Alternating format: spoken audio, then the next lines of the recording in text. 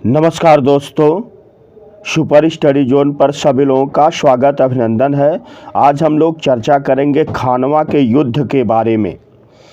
तो सबसे पहला क्वेश्चन ये बनता है, खानवा का युद्ध कब हुआ?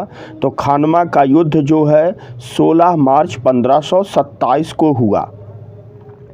फिर इसके बाद क्वेश्चन ये बनेगा, खानवा का युद्ध किसके किसके बीच हुआ?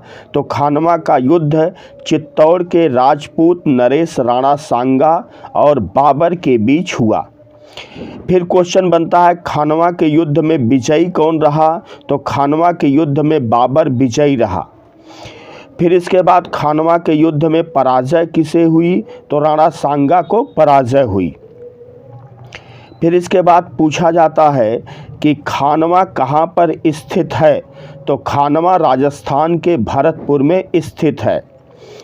फिर इसके बाद क्वेश्चन ये बनता है कि खानवा के युद्ध में राणा सांगा और बाबर की सेनाओं का अनुपात क्या था विलियम रसब्रुक के अनुसार?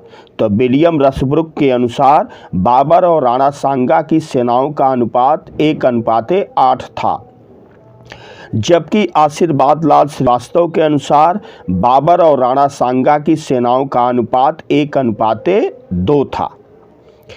अब इसके बाद क्वेश्चन ये बनेगा, खानवा के युद्ध का कारण क्या था? किस कारण से यह युद्ध हुआ? तो बाबर ने पानीपत के युद्ध में भारत में रहने का निश्चय किया।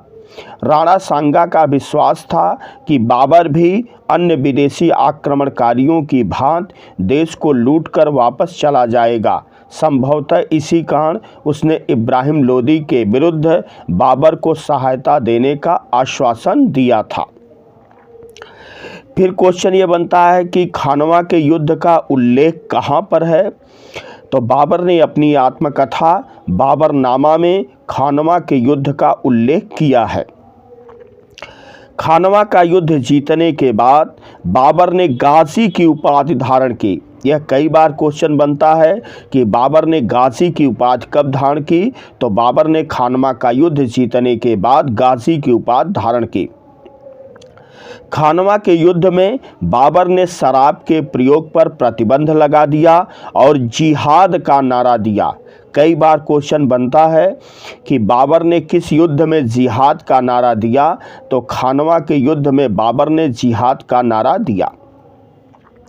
खानवा के युद्ध में बाबर ने अपने सैनिकों का मनोबल बढ़ाने के लिए मुसलमानों से वसूल किया जाने वाला तमगा कर को समाप्त करने की घोषणा कर दी। बाबर ने खानवा का युद्ध जीतने के लिए तुगलका पद्धति का प्रयोग किया। खानवा के युद्ध में तुगलका पद्धति का प्रयोगकर्ता कौन था?